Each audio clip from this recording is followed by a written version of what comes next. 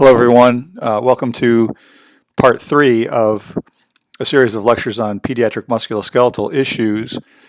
If you have not watched part 1, and there are 2 videos, one goes just barely to an hour and the other one's only a few more minutes beyond that, I would suggest you watch part 1 of musculoskeletal issues, the pediatric musculoskeletal issues, before watching this video. It talks about some developmental changes that occur, as well as basic physiology of the maturity of the growth plates and so on. And that's the only of the pediatric lectures that reviews that portion of things. So I would go to part 1 first. Whether you watch part 2 or part 3 next, it doesn't really matter. This may also go beyond an hour. If it does, I apologize, but we'll put the lecture up in 2 parts if that's the case. I'm doing this from home, and so if you hear outside noises, family, pets, things of that nature, I apologize for any distraction that may cause. I have nothing to disclose. Goals and objectives are the same as we've had before, as we've mentioned before as well. Kids are not small adults.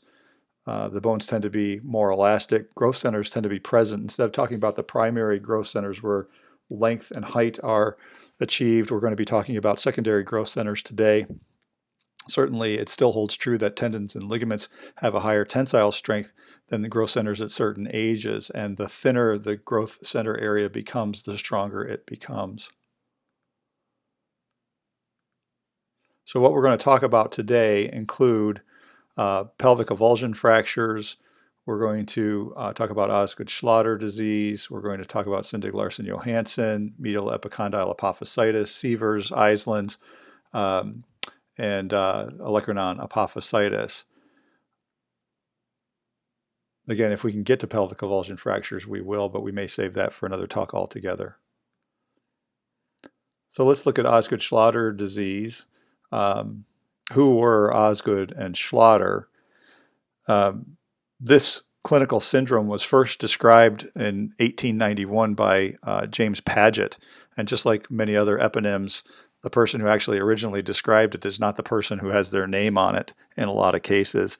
Osgood was a Harvard and Mass General Children's Hospital orthopedic surgeon, and Schlatter was a Swiss orthopedic surgeon at the University of Zurich. He was the first person to actually perform a total gastrectomy. They described this process simultaneously and are both given credit for it. What it is a traction apophysitis of the tibial tubercle, again described concurrently in 1903. It's more common in boys than it is in girls, and girls tend to get this at an earlier age than the boys do. As time moves on, we may find that it's fairly equally distributed between boys and girls, especially as girls have become more active in organized sport. It occurs during rapid growth phase, which is why it happens at an earlier age in girls than in boys, and it's bilateral in 20 to 30% of cases.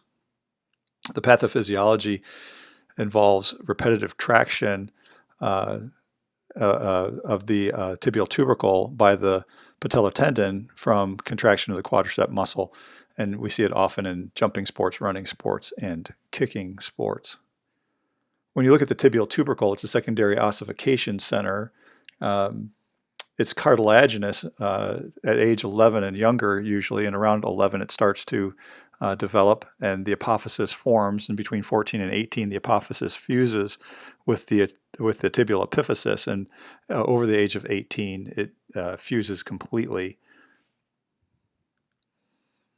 So if you look, the diaphysis is the shaft of the bone, the metaphysis is the flaring of the bone, the growth plate is the epiphyseal plate or the physis, and then the epiphysis is the end of the bone, and we're talking about the apophysis, which shows up in purple there. The history of kids who present with Osgood-Schlatter disease is anterior knee pain. They'll often point directly to the tibial tubercle, and it tends to be worse with activities such as running, jumping, and kicking. Certainly it can be more uncomfortable if they kneel directly on that area or take a fall and land directly on that area. Swelling may or may not be described. On physical examination, enlargement of the tibial tubercle is common. Tenderness over the tibial tubercle helps cement the diagnosis in most cases. There's often pain on resisted knee extension. As the quadriceps contracts, it pulls against the tibial tubercle through the patella tendon. The remainder of the exam is typically normal. Range of motion is good, neurovascular status is good, the ligamentous structures are intact. After an appropriate history and physical examination is performed, imaging is considered. X-rays could be normal for age, but it may show irregularity and or fragmentation of the tibial tubercle. MRI is generally not indicated. There is question as to whether or not ultrasound could be helpful in the workup of Osgood-Schlatter disease. Here is a French study published in the British Journal of Sport Medicine in 2013, looking at 20 males with clinical Osgood-Schlatter disease compared to 35 control group males. Visual analog scale report of pain and clinical tests were compared to ultrasound reporting the findings or absence of neovascularization in the patella tendon at the tibial tubercle. Control subjects showed no neovessels on ultrasound.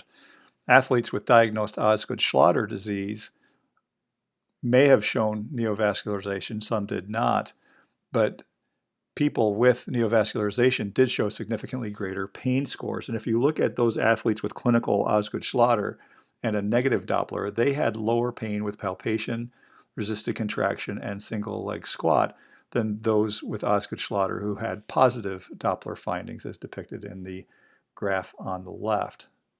So patients with low level of tibial tubercle maturity plus positive ultrasound findings, they recommend may need complete rest for best outcome. So if you look at the natural history of Osgood-Schlatter disease, it can go in a couple of ways. One, you can go to tibial tubercle union, which is expected. That would be ideal outcome, regular maturity of the tibial tubercle region. And if you go to tibial tubercle union, you have spontaneous pain resolution and everybody's happy. But you could go down the line of having a non-union of the tibial tubercle as well. And if you go down that route and you have spontaneous pain resolution, we let you live with your non-union. We don't do anything more about that. But sometimes a tibial tubercle non-union can lead to chronic pain. The treatment of Osgood-Schlatter is relative rest, pain control measures such as NSAIDs and ice, therapeutic exercise such as quadricep stretching and strength maintenance. Cast immobilization has been used for severe symptoms with poor response to simple treatments. I can honestly say I've never immobilized someone with a cast for Osgood-Schlatter disease. Surgical treatment is used in refractory cases in skeletally immature people or persistent symptoms in the skeletally immature people. So if they have a tibial tubercle non-union and are otherwise skeletally mature and continue to have pain, then surgery may be necessary. And this includes excision of the tubercle fragments with a tubercleplasty. The tendon has to be split for this, and so that can create a problem. Restricted active knee extension is then used for 4 weeks, and return to play is typically going to take place in about 3 months. And 75% of people who go through this can return to their full prior activities. And so here you see on the left non-union tibial tubercle in an otherwise skeletally mature individual before and after resection. And then here you can see the same.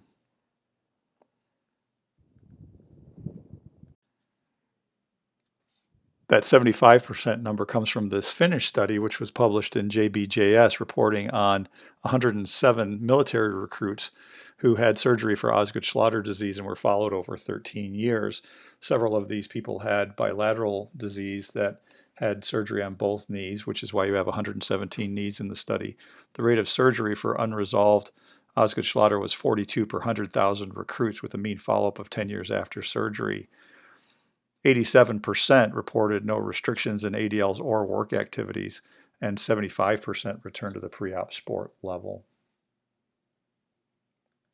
Looking at Syndig-Larsen-Johansson syndrome, Syndig-Larsen was a Norwegian physician, and Johansson was a Swedish surgeon.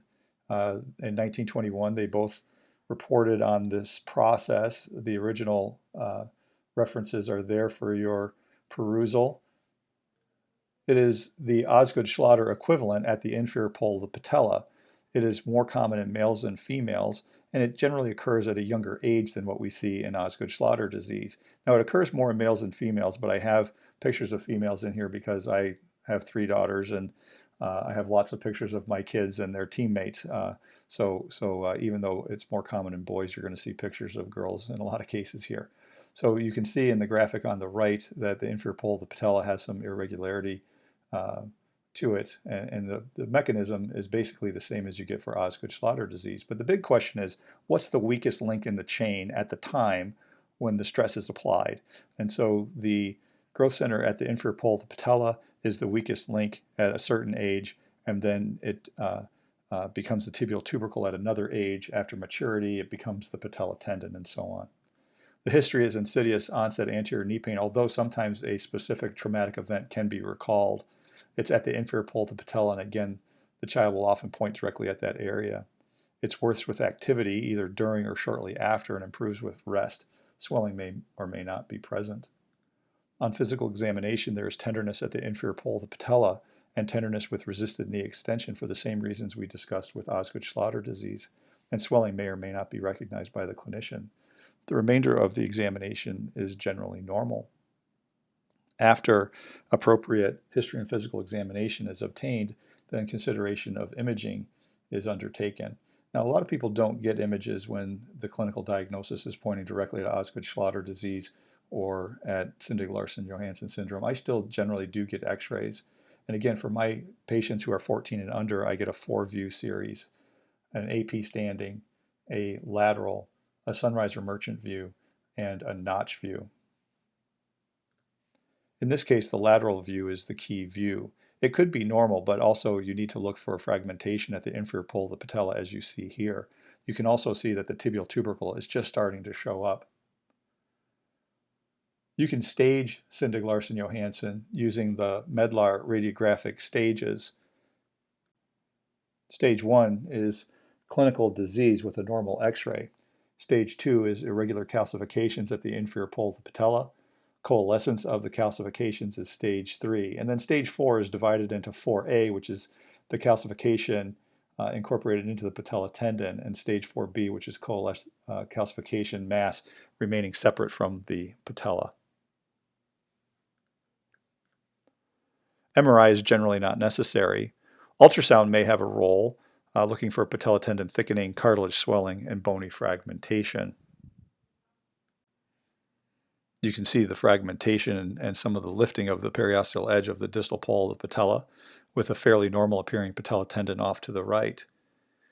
Here's a situation where bone scan was actually obtained to find a hot spot at the inferior pole of the patella. And then you have the SPECT imaging showing the separation of that inferior pole as well. The natural history is the same as what we see for Osgood-Schlatter, treatment being relative rest, pain control measures, and therapeutic exercise, with surgical debridement in recalcitrant cases, as you see on the x-rays on this slide. Talking next about medial epicondyle apophysitis. This is a traction apophysitis at the medial epicondyle, seen in overhead sport activities, primarily throwing and racket sports. The ulnar collateral ligament and flexor pronator mass are stronger than the secondary growth center at the medial epicondyle, and this causes injury at the weak link. This is very common in throwing sports such as baseball, and risk factors in baseball include 8 or more months of competitive pitching per year, a high number of pitches per game, high fastball speeds, continued throwing despite arm fatigue and pain, and participation in showcases. Even where I live in southeast Michigan, where we have 2 months of summer and 10 months of rough sledding, we have baseball players who are now playing year-round, and this increases the likelihood that we're going to see more and more of medial epicondyle apophysitis. This is a study out of Japan that looked at over 4,000 youth baseball players aged 6 to 17 with ultrasound assessment of the medial epicondyle apophysis. This first graph shows the percentage of players who had a history of elbow pain based on their age. You can see at young ages it just wasn't reported. By age 9, It was in 10% of the cases, and then it started to take off from there. As age increased, the percentage of players reporting elbow pain also increased, even though there were a couple of areas that remained fairly steady from one year to the next. The graph on the left shows the changes that were noted by ultrasound. If we start at the top of the graph, those are blackened diamonds. And you can see at ages 6 and 7, everybody had normal appearing elbows on ultrasound. But after age 7, that percentage declined, so irregularities were starting to be noted. Fragmentation and irregularities, which are depicted by the darkened squares and darkened circle, peaked around age 11 and 12 and then remained fairly steady from that point on at roughly 10%. Hypertrophic changes, which are the blackened triangle, sharply increased from age 10 to 16. Capitellar OCD was about 2% throughout, except age 7 and 8, which was around 7%. And players with medial epicondyle lesions on ultrasound were more likely to have elbow pain than those without, 68% versus 39%. Players who participated in the pitching and catching positions were most likely to complain of pain compared to other positions. The history is insidious onset of medial elbow pain, worse with throwing, could be worse with batting, decreased throwing velocity, and decreased throwing accuracy. One of the big problems is when kids are throwing at a lower velocity, they just try to throw harder or are encouraged to just throw harder, and this could worsen the problem. On physical examination, they're tender over the medial epicondyle. They have pain with valgus stress, which could be both the valgus stress test and a moving valgus stress test, which I particularly like to use in my throwing athletes. Signs of more significant injury include a sense of instability and ulnar neuropathy. Be careful of the young thrower who has sudden severe onset of pain in the medial elbow with or without the sense of a pop, because they can actually avulse the medial epicondyle. After you do an appropriate history and physical examination, it's time to think about radiographs. I like a 3-view X-ray series. Contralateral images can be beneficial when you're talking about apophysitis. Sometimes you'll have normal findings, but you'll often find physeal widening or even fragmentation or avulsion of the medial epicondyle. MRI could be used to look for edema of the medial epicondyle apophysis or used to confirm ulnar collateral ligament injury. The primary treatment is to stop throwing and allow for healing of the apophysis. They may need to stop batting during this time as well, and other sports that require a great deal of upper extremity action may need to be halted as well. Therapeutic exercise to maintain movement and strength of the upper extremity. Icing can be helpful at reducing discomfort, but be careful to protect the ulnar nerve. Nonsteroidal anti-inflammatory medications can be of benefit, and once everything has returned to normal, a graded return to throwing program can be instituted. Moving on to Seaver's disease. This was first described in 1912 by James Warren Seaver, an orthopedic surgeon from the United States. It's a common cause of heel pain in pediatric patients, and it's estimated that 3.7 of 1,000 pediatric visits to primary care physicians are due to Seaver's disease or calcaneal apophysitis. This is an injury to the calcaneal apophysis due to traction from the Achilles and the plantar fascia. Direct trauma from repetitive impact loading leads to irritation. It's usually seen just before or during peak growth. So in females, you'll see it around age 8 to 11 and males a little bit later, just as we've seen in Osgood-Schlatter disease and Syndig-Larsen-Johansson disease. It tends to occur earlier in females. The history is that of heel pain in a young athlete, generalized usually, insidious in onset, worse with impactful activities and improved with rest, and it may be bilateral. I often question what specific sport is causing the discomfort, because I have found in my practice that kids who participate in sports in which they wear cleated shoes tend to have more troubles than kids who are participating in sports that are not wearing cleated shoes, although this has never really been studied to any great degree. Physical exam will show tenderness over the calcaneus, which is generalized and tender with calcaneal squeeze testing. Achilles tenderness may be present because as the kids have pain on their heels, they may try to get up on the ball of their feet. And when they get up on the ball of their feet, that may put more pressure on the Achilles tendon. They may or may not have a tight calf complex as well, with tenderness on passive calf stretch. They will be tender with heel walk, but not typically with toe walk. And the reason I have the bowl of tennis balls there is I think of the calcaneal apophysis as a ball sitting inside a bowl. And so the apophysis is the bowl, and the main body of the calcaneus is the ball. And the gap between the ball and the bowl is the area that's irritated. Now, we don't know which comes first. Does pain come first and then the heel cord issue develops, or does the heel cord issue develop and then the pain develops? It's hard to really tell, but by the time we see them, we often see these things together. After you complete your history and physical examination, it's time to consider radiographs. Now, I do obtain radiographs in cases of suspected Seaver's disease because I have seen several abnormal x-rays that require additional workup. One problem is that x-rays can appear unusual in a growing athlete's foot in general. And so you can see sclerosis whether or not Seaver's is present. Fragmentation is more common in patients with Seaver's. X-rays are generally more helpful to rule out other pathologies. And so here's a child with a large calcaneal cyst, which was then considered to be the cause of their discomfort more than calcaneal apophysitis. MRIs are usually not needed, but they can be helpful in the 13 to 15-year-old patient because this is an age where you're seeing less and less Seaver's disease, and you may see stress fractures in this setting. It also helps to rule out other pathologies. So if they fit the right age group and have an x-ray that is non-threatening, usually I stop there.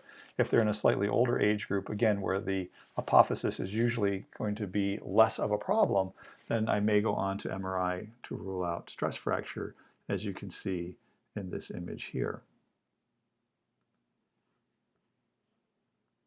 In 2010, a group of physicians from Turkey asked the question, can we make a diagnosis of Seaver's disease with radiographic examination alone? 50 males with Seaver's and 30 without Seaver's were used for this study. X-rays of all of the feet were reviewed by 2 orthopedic surgeons on 2 occasions 3 weeks apart with no clinical information given. It was found that inter-observer reliability was slight in both trials, and intra-observer reproducibility was fair. Their conclusion was that really x-rays are probably unnecessary to make the diagnosis. But again, I feel that x-rays are helpful in ruling out other diagnoses. Treatment is non-operative. Pain control measures include stopping the inciting activities, icing, anti-inflammatory medications, heel cushions. I usually add an Achilles stretch program. Some people will be immobilized for this, either in a boot or a cast. And recurrent pain is common because a lot of kids want to get back to their activities as soon as possible. So as soon as they become pain-free, they try to jump right back into their high levels of activities. I also try to change kids from cleated sport shoes into turf shoes if we're able to do so, to see if that helps spread the forces out over a wider area. Eislin's disease is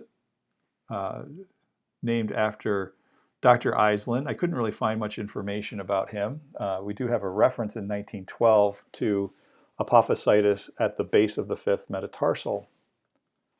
It's a traction apophysitis caused by the peroneus brevis insertion, and typically you'll see this at the same age that you see Seaver's disease. Kids who are active in impact load and pivoting sports such as soccer and basketball, or in gymnastics and dance, are more likely to develop this problem than kids who are involved in non-impactful exercise such as swimming and biking. The history is insidious onset of lateral foot pain, worse with activities, which improves with rest. And again, they'll point to the lateral midfoot region. On physical examination, they will have tenderness at the base of the fifth metatarsal. They may or may not have swelling, and often will have pain with resisted eversion and maybe with resisted plantar flexion. After appropriate history and physical examination, imaging is considered. 3-view x-rays with comparison views are often helpful. Possible findings include a normal x-ray, longitudinally oriented apophysis without fragmentation. You may find an enlarged apophysis, disordered ossification, widened chondroosseous junction, and sometimes you'll see an accessory ossicle at the base of the fifth metatarsal or near the base of the fifth metatarsal called an os vesalianum. I call it an os peroneus. It's an accessory bone in the peroneus brevis tendon. Now that's often difficult to differentiate in a young person, and you'll often see these, however, in older folks where clearly it's not a fracture or an apophysitis situation. Treatment is non-operative and includes relative rest, stretching, ice, and NSAIDs. I do put them on a strength program in a pain-free manner using resistance bands and graded return to play when the pain resolves. And most kids do exceptionally well and recover nicely from their Eislin's disease. A study out of Penn State University, which was published in the Journal of Pediatric Orthopedics, looked at 27 patients with Eislin's apophysitis. And what were the treatment outcomes? The mean age of the subject was 11.5 years with a range of 9.2 to 15 years. Duration of treatment averaged 24 days with a range of 14 to 33 days, and average return to play was at 38 days. All cases healed regardless of the treatment used, and you can see from the graph that there are a variety of treatment modalities which were used. There were no reported non-unions, and 3 subjects did return with re-injury at some point. For recalcitrant cases, cast immobilization and non-weight bearing can be undertaken, although I often use a walking boot. One of the problems with a walking boot is it can be removed as desired, and so immobilization is not as consistent in some cases.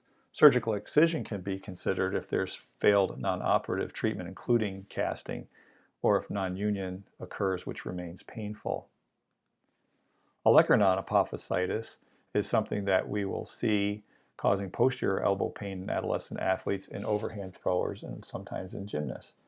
The mechanism is generally a traction apophysitis of the tricep tendon on the olecranon, but it could be due to direct impact at full extension, such as during weight bearing on the upper extremities coming through handsprings or something of that nature.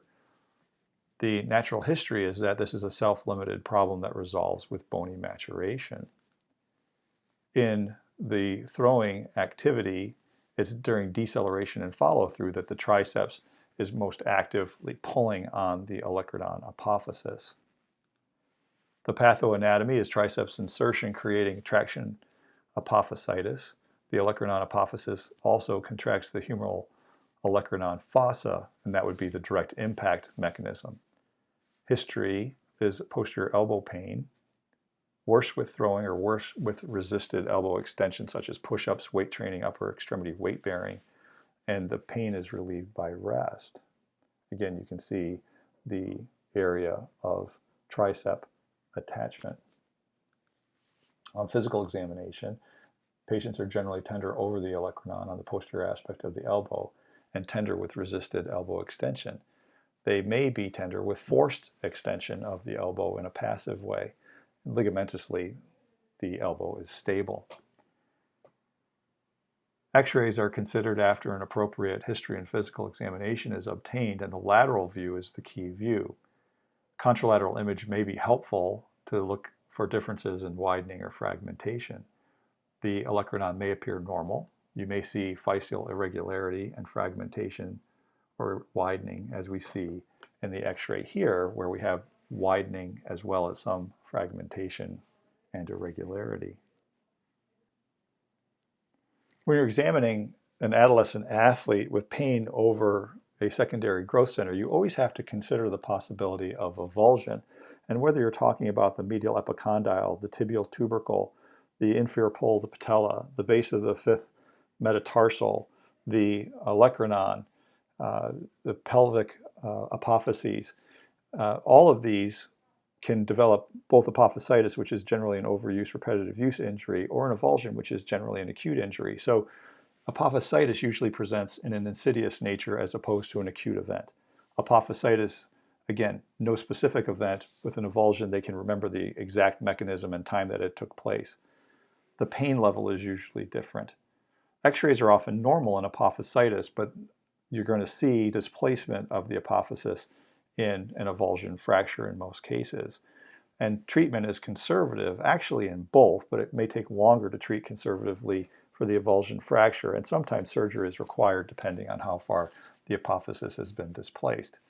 Getting back to olecranon apophysitis, the treatment is rest. 6 to 8 weeks off of throwing, icing, anti-inflammatory medications for pain and or inflammation, therapeutic exercises to maintain range of motion and strength, and graded return to play when pain resolves. So, to recap what we've been talking about with regards to apophysitis, secondary growth centers in young athletes subjected to microtrauma put kids at risk for unique musculoskeletal injuries. Overuse injuries in young athletes is on the rise. The no pain, no gain attitude in kids is not appropriate, and overhand throwing is a high-risk activity for elbow problems. Apophysitis can happen at nearly any secondary growth center, but most kids can outgrow the problem. And finally, rest is good medicine. I do have roughly 30 more slides on pelvic apophyseal fractures, but I am actually going to put that into its own lecture at another time for you. I do appreciate that you tuned in today and hope you learned something and are finding this to be helpful. And keep your eye out for new videos. All the best to you, and thanks again.